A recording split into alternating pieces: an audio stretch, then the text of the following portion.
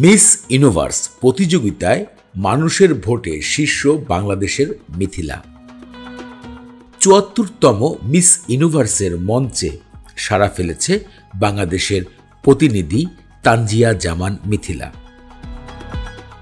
বিশ্বের ২১টি দেশ এই প্রতিযোগিতায় অংশগ্রহণ করেছে।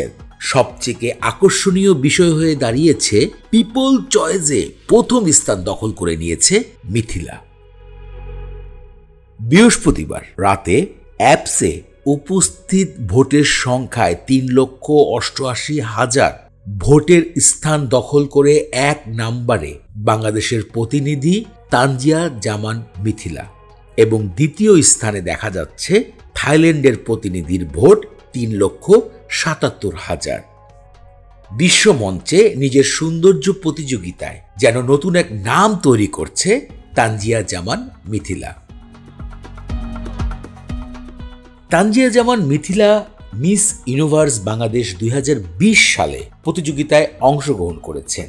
এছাড়াও এশিয়া মডেল ফেস্টিভ্যালে ২০১৮ সালে তিনি অংশগ্রহণ করেন।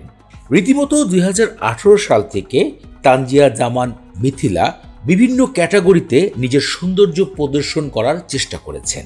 সর্বশেষ ২০২৫ সালে বিশ্বমঞ্চ সুন্দরী প্রতিযোগিতায় তিনি অবস্থান করছেন। অনেকেই বলছেন এবার ১২১টি দেশের ভেতরে মনে হয় বাংলাদেশের নারী শ্রেষ্ঠ সুন্দরী হতে পারে। চলুন এক নজরে আমরা দেখে আসি বাংলাদেশের তানজিয়া জামান মিথিলার কিছু ভাইরাল রিলস ভিডিও।